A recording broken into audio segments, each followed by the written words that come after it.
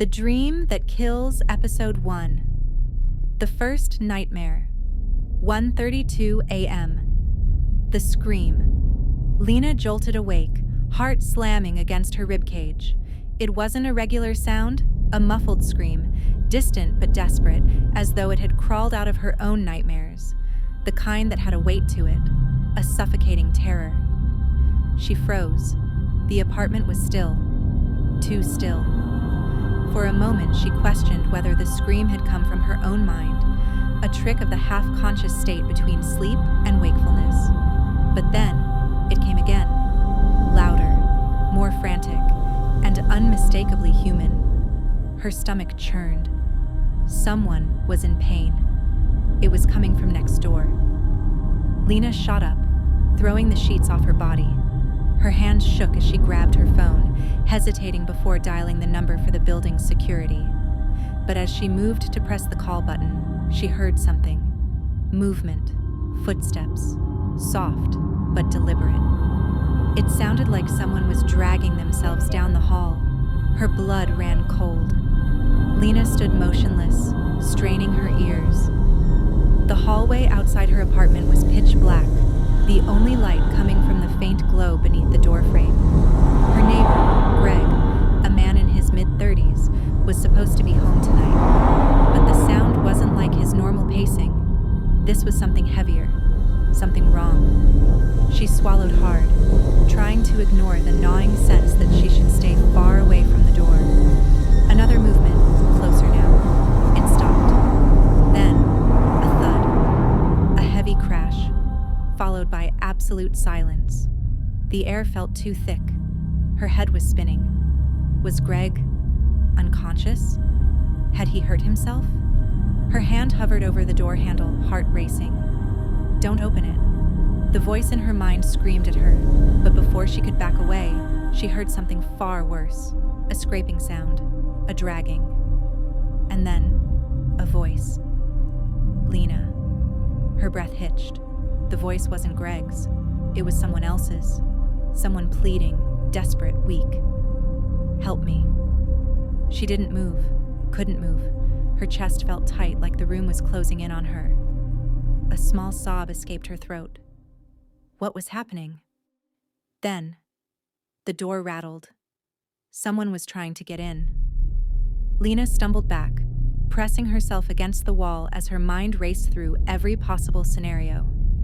Her eyes flicked to her phone. Her fingers fumbled, but all she could do was stare at the call screen. It was useless. She couldn't call for help. She couldn't even breathe as the door handle jiggled violently, then went still. Finally, silence again. The pressure in the air was unbearable. Something was wrong. But what terrified her most was that she could no longer hear any sounds from Greg's apartment. It was as if he had disappeared. 9 a.m., the morning after Lena didn't sleep. Every time she closed her eyes, the screams echoed in her ears. The image of the dragging figure crawling down the hall, the whispering voice calling her name. It never left. By morning, when the sun barely filtered through the blinds, Lena called in sick to work and paced her apartment.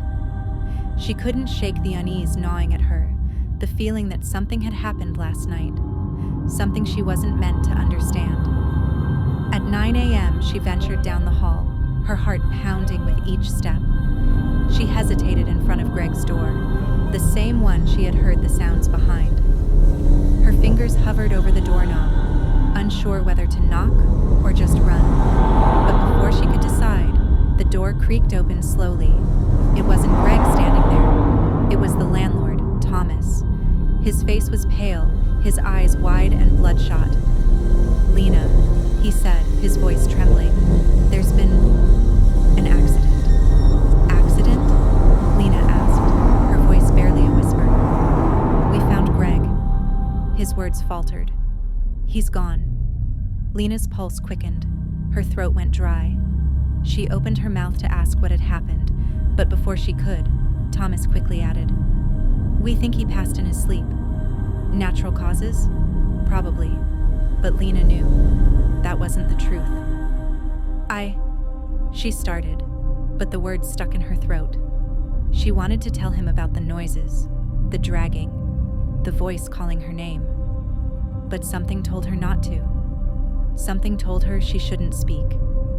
11:45 p.m. The nightmare begins. That night, Lena's apartment felt suffocating. The walls seemed to close in, the air thick and oppressive, every creak of the floorboard setting her nerves on edge. She couldn't get the image of Greg's empty apartment out of her head, the sound of his whisper still echoing in her mind. Sleep wouldn't come. Finally, she gave in. She lay back on the bed, staring at the ceiling. Maybe if she could sleep just a little, it would be okay. But the moment she drifted off, she was no longer in her bed. Lena stood in the middle of a dark, desolate street. Her surroundings were vague, blurry, wrong, as if the world itself had been peeled back and replaced with a twisted reflection. She couldn't move. The street was empty, save for one figure standing at the far end. It was Greg. But something was horribly wrong. His body was unnaturally twisted, his face stretched in a grotesque, painful expression, and he was looking directly at her.